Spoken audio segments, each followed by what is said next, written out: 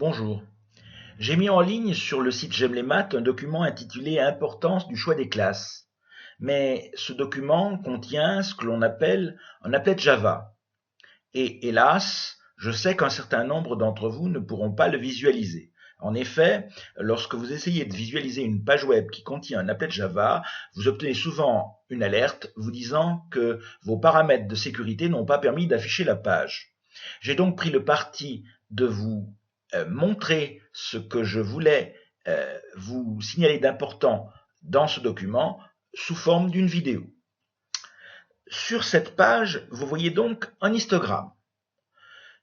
Cet histogramme a été réalisé à partir de données statistiques très connues.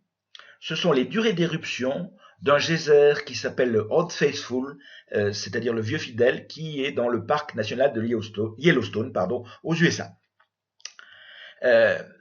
Ce geyser a la particularité d'être extrêmement régulier dans les intervalles de temps entre ses éruptions, d'où d'ailleurs son nom de vieux fidèle. Vous voyez en abscisse les durées entre les éruptions, en minutes, et en ordonnée, les fréquences. Vous voyez que dans ce cas, on est dans le cas le plus simple, puisque toutes les classes ont la même amplitude. Au passage, notons la traduction d'amplitude, bandwidth, ici, l'amplitude des classes, largeur des classes, si on traduit mot à mot.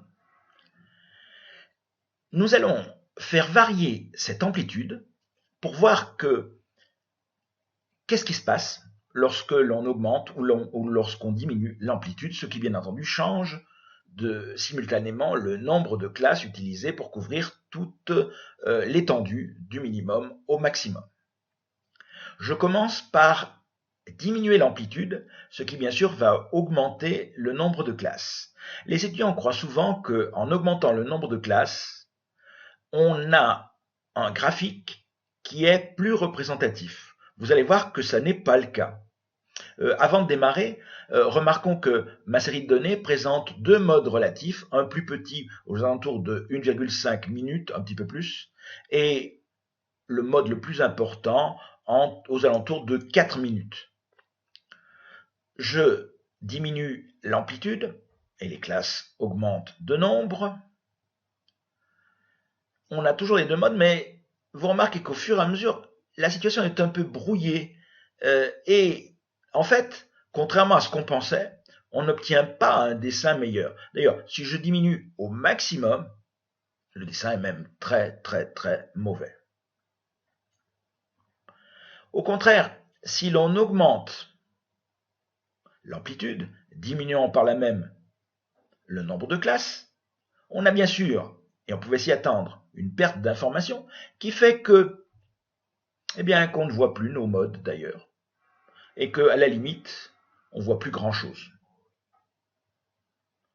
Donc, vous le voyez, entre ces deux extrêmes, très mauvais, il existe sans doute une valeur optimum.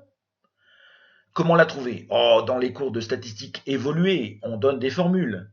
Et si vous avez suivi un conseil et installé le logiciel R, il existe des ordres qu'on peut taper pour obtenir, pour une série de données, la valeur de cet optimum de nombre de classes.